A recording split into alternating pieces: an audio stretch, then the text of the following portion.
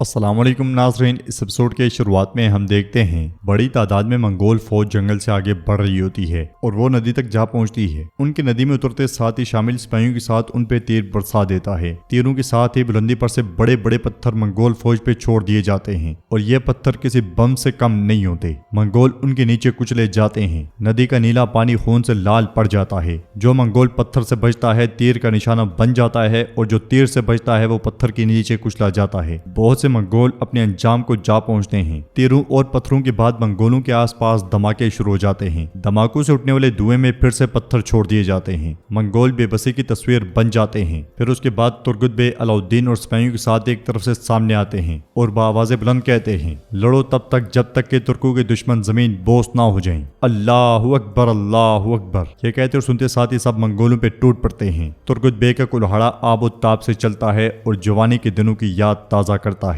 अलाउद्दीन और दीगर सिपाही भी बढ़ चढ़ के हिस्सा लेते हैं। तुरान भी कुल्हाड़े से मंगोलों को काटता ही चला जाता है। वहां से गुजरने वाला सरदार हसन ये मंजर देखकर एकदम से रुक जाता है और अपने सिपाहियों से कहता है, ये तो उस्मान साहब के सिपाही हैं। लगता है कि हमने गलत कदम उठाया है, अब उसे दुरुस्त करने का वक्त आ गया है। चलो शाबाश। ये कहते साथ ही वो भी मंगोलों की जानिब घोड़े दौड़ा देते हैं और अल्लाहु अकबर के सदाओं के साथ मंगोलों पे चढ़ाई कर देते हैं। लड़ाई के दौरान एक मंगोल पीछे से तुर्गुत बे की जानिब बढ़ता है तो तुरान उसका काम तमाम कर देता है। ये देखकर तुर्गुत बे कहते हैं, ए वल्लाह तुम एक बहादुर हो। ये कहते साथ ही वो फिर से मंगोलों पर कहर बर्पा कर देते हैं। सरदार हसन भी घोड़े से उतरते साथ ही मंगोलों की लाशें गिराता चला जाता है। शामिल की तलवार भी पूरी आबोताब से चल रही होती है। अलाउद्दीन एक साथ अपने आसपास मौजूद मंगोलों की कई लाशें गिरा डालता है। दूसरी तरफ लोकचार के खास सिपाही उस्मान साहब पर हमला करने के लिए आगे बढ़ते हैं, मगर अब की बार तूफानी तीर उन दोनों का काम तमाम कर देते हैं। तीसरे वाला बड़ी फुर्ती के साथ तीरों से बचता है और नाश्ता कूदता हुआ उस्मान साहब के सामने जैसे ही उठता है उस्मान साहब की तलवार उसे काट डालती है। ये देखकर उलुखचार के पसीने छूट जाते हैं और उस्मान साहब कहते हैं, मैंने तुम जैसे बेजुबान कुत्ते पहले भी बहुत देखे हैं, मगर कोई भी मेरे इंसाफ की तलवार से बच नहीं पाया। सिपाहियों के बाद उलुखचार के सिपाही आगे बढ़कर उस्मान साहब पर हमला कर देते हैं और वहां पे एक जबरदस्त लड़ाई शुरू हो जाती है। उलुखचार के खास सिपाहियों के मरने के बाद मजीद हमला करने के लिए आगे बढ़ते हैं और वहां पे लड़ाई शुरू हो जाती है। ये लड़ाई देखते साथ ही गद्दार यगीद एक तरफ हो जाता है, जबकि उस्मान साहब और उनके जांबाज पूरी आबोताब के साथ मंगोलों का सफाया कर रहे होते हैं। उलुखचार भी अपनी जान बचाने की भरपूर कोशिश कर रहा होता है। भागता हुआ यगीद जाकर झाड़ियों में छुप जाता है। सरदार कोजा भी अपनी मारते दिखा रहे होते हैं। उलुखचार का कमांडर बुरान पे हमला करता है, मगर बुरान उस वैश्य की एक नहीं चलने देता।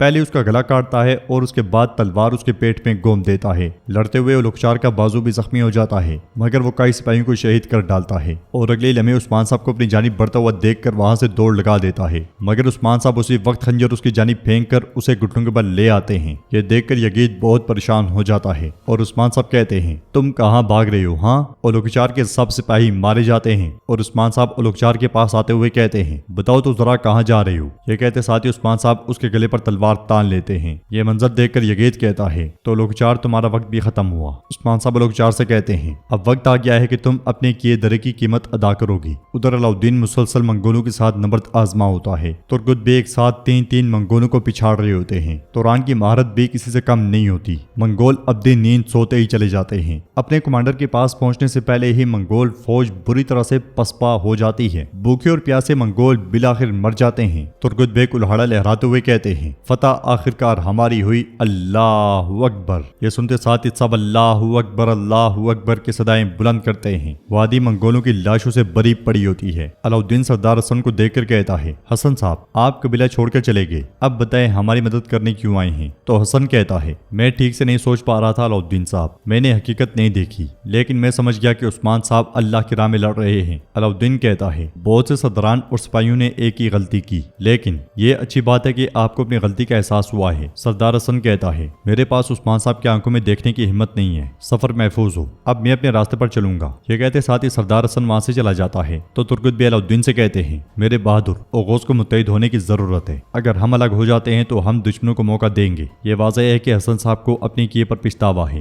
उस्मान साहब को इस बारे में जानने की जरूरत है। उधर उलुखचार उस्मान साहब से कहता है, मुझे लगता था कि तुम होशियार हो उस्मान, लेकिन तुम भी बेवकूफ निकले। तो उस्मान साहब कहते हैं, तुम वो हो जो मेरे सामने घुटने टेकते हुए अपने अहमकाना एमाल की पगडंडी लेकर बैठे हो, तुम मेरे जाल में फंस गए। उलुखचार कहता है, जाल क्या कह रहे हो? तो उस्मान साहब कहते हैं, ग्लाडियोस के साथ जो मुआहिदा हुआ है तुमको मालूमात किसने दी? यह सुनकर उलुखचार कहता है, बेगम ने। तो उस्मान साहब कहते हैं, बेगम? हाँ। بے شک بیگم نے، کیا تم نے نہیں سوچا کہ جس نے اپنی ریاست کو بیچا اور قوم کو بیچا وہ کیا تمہیں نہیں بیچے گی؟ میں نے سونے کے بدلے گلاڈیوس کے ساتھ تمہارا معاہدہ ختم کر دیا اور اس معلومات کے ذریعے تم میرے جال میں گر گئے۔ اولوگچار پوچھتا ہے میرے سپاہیوں کو کیا ہوا؟ تم نے کیسے؟ جواب میں عثمان صاحب کہتے ہیں ہم نے ان کے کنووں میں زہر ملا دیا، یہ تمہارے سپاہیوں کو مارنے کے لیے نہیں بلکہ یہ ان کو بغیر کسی چارے کے دریا کے کنارے پر چلنے پہ مجبور کرنے کے لیے تھا۔ اولوگچار کہتا ہے مجھے مار کر میری فوج کو توڑ کر سرحدوں کی طرف بڑھ رہی ہو، میری جان لے کر کیا تمہیں لگتا ہے کہ تم منگولوں کو شکست دے سکتے ہو؟ فوج کو تقسیم کر کے اور ہر جان جو تم لے رہے ہو یہ ایک بہت بڑی بلا لائے گی عثمان۔ یہ سن کر عثمان صاحب گرجتے ہوئے کہتے ہیں تو لاؤ اسے،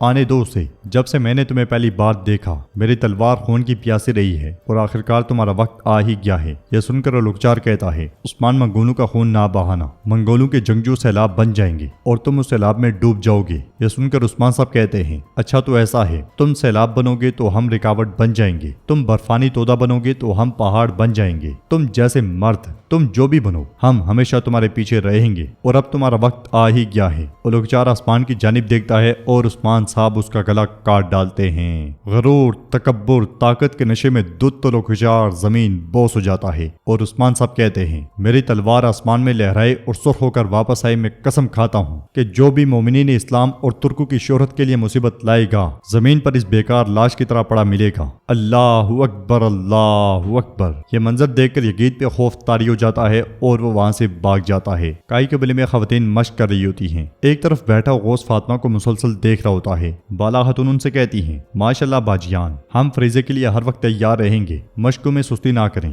پھر تلوار بے نیام کرتے ہوئے کہتی ہیں حلیمہ خاتون اب تمہاری باری ہے، مجھے اپنی صلاحیتیں دکھاؤ۔ حلیمہ مسکراتے ہوئے تلوار بے نیام کر لیتی ہے اور ان کے درمیان مشق کی لڑائی شروع ہو جاتی ہے۔ حلیمہ بالا خاتون کو خوب ٹکر دیتی ہے مگر بالآخر بالا خاتون اس کی تلوار گرا دیتی ہیں اور اپنی تلوار اس کے گلے پر تان لیتی ہیں۔ پھر کہتی ہیں ماشاءاللہ تم ٹھیک ہو۔ حلیمہ کہتی ہے میں بالکل بھی ٹھیک نہیں ہوں، میں نے اپنی تلوار گرا دی۔ فاطمہ کہتی ہے تم جن کا سامنا کر رہی ہو وہ باجان کی رہنما بالا خاتون ہے۔ بالا خاتون کہتی ہیں میں کسی اور جیسی نہیں ہوں بیٹی، اب تم دونوں خواتین کے ساتھ مشق کرو۔ فاطمہ حلیمہ کو بھی ہماری آتش میں ڈالنے کی ضرورت ہے تو فاطمہ کہتی ہے فکر مت کریں ماں، میں اسے اچھی طرح سیکھ لوں گی۔ اس لیے میں الجھن آ کر بالا خاتون سے کہتی ہے وہ سانپ خاتون ضد کر رہی ہے، کچھ کھا نہیں رہی، تو بالا خاتون کہتی ہیں چھوڑ دو اسے، جتنا کم اسے دیا جائے گا اتنا ہی بہتر ہے۔ حلیمہ پریشان ہوتے ہوئے کہتی ہے وہ اگر نہیں کھائیں گی تو کمزور ہو جائیں گی، مجھے اجازت دے میں جا کر اسے دیتی ہوں۔ تو بالا خاتون کہتی ہیں جاؤ لیکن ہوشیار رہنا، بے شک اس نے تمہارا دفاع کیا لیکن وہ ہماری دشمن ہے۔ حلیمہ کھانا لے کر چلی جاتی ہے۔ فاطمہ مشق کر ہی رہی ہوتی ہے کہ وہ دیکھتی ہے کہ اوغوث مسلسل اسے دیکھ رہا ہے۔ یہ دیکھتے ساتھ ہی فاطمہ اس کے پاس آتی ہے اور اسے کہتی ہے تم یہاں کیا کر رہے ہو؟ تم کب سے مجھے دیکھ رہے ہو؟ کیا کوئی مسئلہ ہے؟ اوغوث کھڑے ہوتے ہوئے کہتا ہے کیا تم مجھ سے بات کر رہی ہو؟ تو فاطمہ کہتی ہے نہیں بالکل نہیں، میں وہاں اس کلہاڑی سے بات کر رہی ہوں، تم بالکل اس کلہاڑی کی طرح ہو۔ اوغوث کہتا ہے تم نے مجھے فوراً پہچان لیا کائی لڑکی،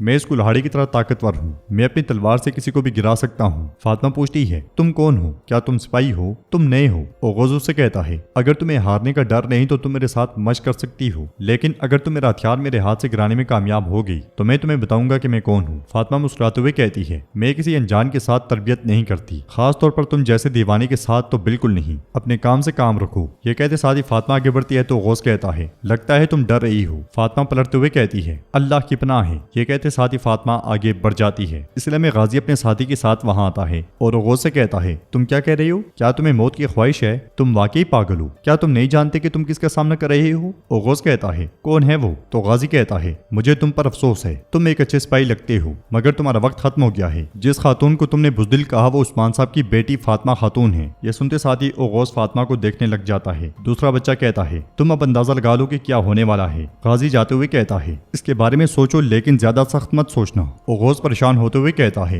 عثمان صاحب کی بیٹی فاطمہ خاتون؟ یہ کہتے ساتھ ہی اوغوث وہاں سے چلا جاتا ہے۔ تو ناظرین اس کے ساتھ ہی ایپیسوڈ بھی اختتام پذیر ہوتی ہے۔ ویڈیو پسند آئے تو لائک کر دیں، شیئر کر دیں، سبسکرائب نہیں کیا ہوا تو سبسکرائب کرنے کے ساتھ ساتھ گھنٹی والے آئیکن کو دبانا مت بھولیں۔ ملتے ہیں انشاءاللہ نیکسٹ ویڈیو میں، تب تک کے لیے رکھیں اپنا اور اپنوں کا بہت زیادہ خیال۔ اللہ نگہبان۔